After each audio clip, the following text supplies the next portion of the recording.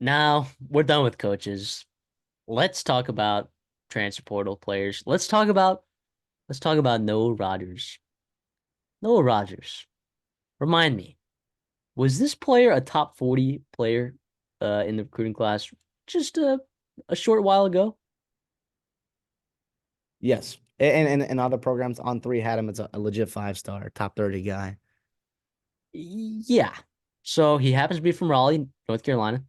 Transfers from Ohio State to NC State to add to that wide receiver room that includes Casey Concepcion, who's already one of the better receivers in the country as a young player.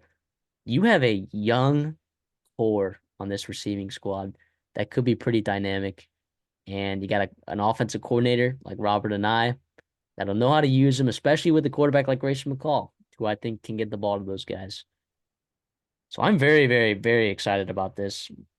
6'2", 201, physical guy, can go get the ball. He's just a good player. There's a reason that Ohio State won him. And there was a reason that fans were upset when Noah Rogers transferred. A little homesick. Nothing wrong with getting a little homesick. Comes back home to play for his Wolf Pack at NC State. And all of a sudden, that wide receiver room looks very, very good, I think. Yeah. And this is exactly why you keep those connections, you keep those relationships, you keep recruiting kids all throughout their cycle in college football. NC State went after him pretty hard as a recruit. They obviously couldn't compete with the guys like Ohio State, Clemson, Alabama, who wanted him badly as well. And that just shows how good of a player he was. He chose Ohio State, which nobody can blame him for, right? Ohio State's known, him and Brian Hartline, known for recruiting and developing these elite wide receivers for the NFL draft. Obviously, that's the goal of a lot of these 5-star players. But yeah, he got homesick, and North Carolina State seemed like a very obvious, very clean fit for him, and it worked out well for both sides. I think I would temper expectations just a little bit. I don't think he's going to come in and be like Kevin Concepcion was a year ago as a true freshman. But hey, I do think he's a really nice compliment. He's a bigger body guy, 6'2", over 200 pounds. A nice little diversity to have in the room there, which is important, obviously. And going in the ACC where some corners leaving from the NFL draft. Duke's got some guys leaving. Clemson's got some guys leaving. Florida Florida State's got some State, guys leaving. So like there's Miami's losing their safeties.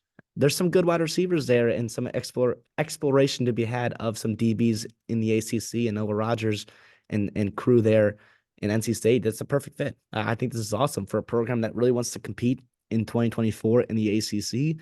Noah Rogers is obviously the first piece of many into getting that done. Yeah, I like it a lot. I for some reason have a soft spot for Dave Dorn, and like a lot of people say, like, oh, he's not a very likable guy. To me, I think he's the most likable guy. He's the most relatable coach of all time. He just says what's on his mind. He lets media reporters know that they're doing a bad job.